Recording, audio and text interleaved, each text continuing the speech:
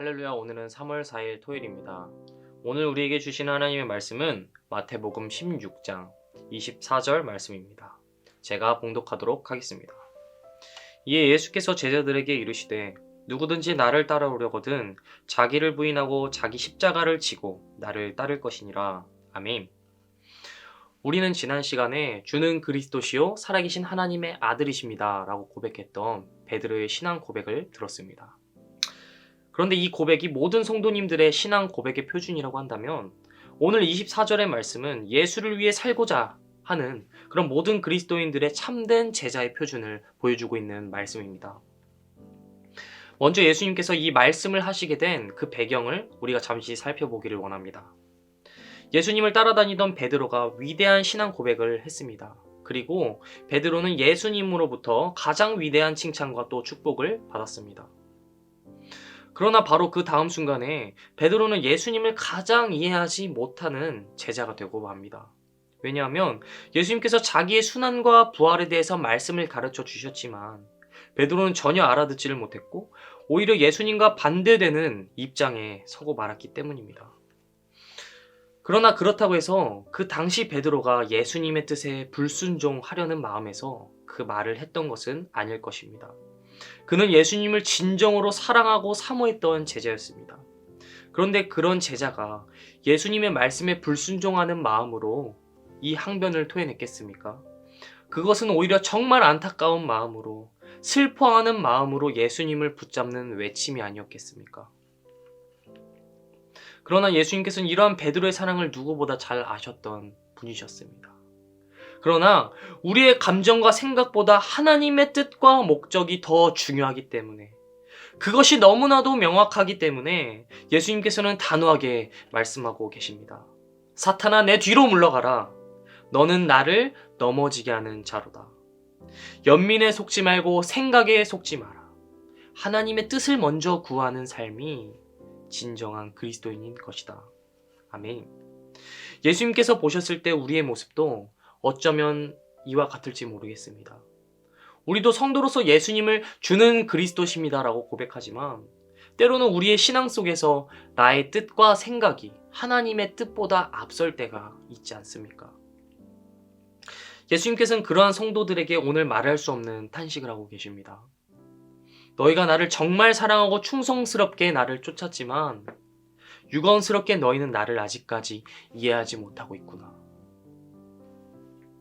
사실 이 말씀을 들으면 조금 두려운 마음이 듭니다. 내가 오늘날 정말 하나님을 위해 살고 교회에 봉사한다고 하지만 그것이 아니라고 오늘 예수님께서 말씀하신다면 여러분은 어떻게 하시겠습니까? 그러나 예수님께서는 이러한 우리의 고민과 우리의 연약함을 알고 계시는 분입니다. 그래서 그러한 우리를 위해서 다음 절의 말씀에서 그 해답을 알려주십니다. 본문 말씀입니다. 이에 예수께서 제자들에게 이르시되 누구든지 나를 따라오려거든 자기를 부인하고 자기 십자가를 지고 나를 따를 것이니라. 오늘 예수님께서 주신 해답은 바로 자기 부인입니다. 이 자기 부인이라는 말은 그 문자 그대로 해석하면 자신과의 단절을 의미합니다. 그러나 우리는 이 문자 그대로의 초점을 맞춰서는 안 됩니다. 자신과의 단절, 말은 쉽습니다.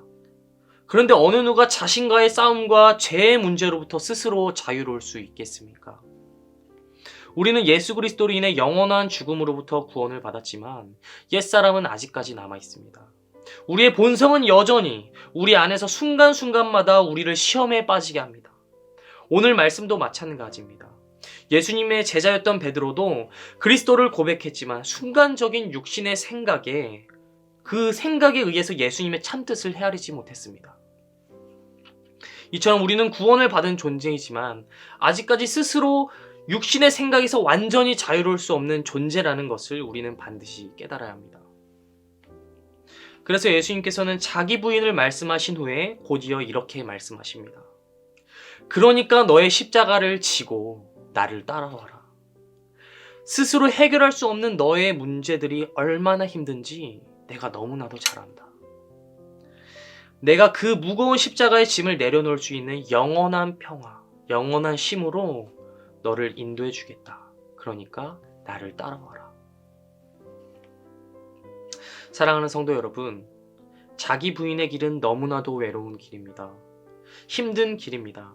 그러나 그럼에도 우리가 묵묵히 걸어갈 수 있음은 주님께서 우리와 함께 해주시기 때문입니다.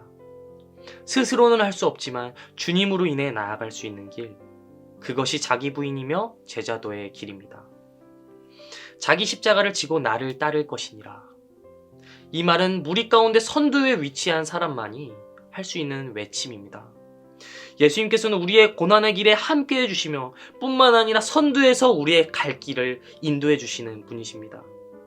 그분이 있기에 우리는 두려워할 필요가 없습니다. 낙심할 필요가 없습니다. 주님께서 우리와 함께 하시고 그 길에 앞장서 주시기 때문입니다. 그는 넘어지나 아주 엎드러지지 아니함은 여호와께서 그의 손으로 붙드심이로다. 아멘.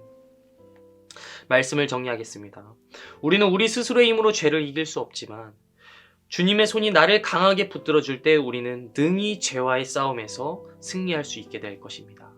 그것이 바로 성령 하나님의 도우심입니다. 내가 비록 죄 가운데 있더라도 성령 하나님의 도우심을 구할 때 하루하루 힘겨운 삶을 오늘도 우리는 이겨낼 수 있습니다. 사랑하는 신내교회 성도 여러분, 참된 제자의 길로 초청받은 여러분, 오늘도 성령 하나님의 도우심을 구하십시오. 그분께서 여러분의 삶을 붙잡아 주실 것입니다. 발업기는 그리하여 오늘도 힘겨운 길, 버거운 길을 걸어가지만 여러분과 함께 해주심을 주님을 믿고 날마다 하루를 승리하는 저와 사랑하는 성도 여러분이 되기를 주님의 이름으로 간절히 축복합니다. 아멘. 다 함께 주기도문 하시겠습니다. 하늘에 계신 우리 아버지여, 이름이 거룩히 여김을 받으시오며 나라가 임하시오며 뜻이 하늘에서 이루어진 것 같이 땅에서도 이루어지이다. 오늘 우리에게 일용할 양식을 주시옵고 우리가 우리에게 죄 지은 자를 사하여 준 것 같이 우리 죄를 사하여 주시옵고 우리를 시험에 들게 하지 마시옵고 다만 악에서 구하시옵소서. 나라와 권세와 영광이 아버지께 영원히 있사옵나이다. 아멘.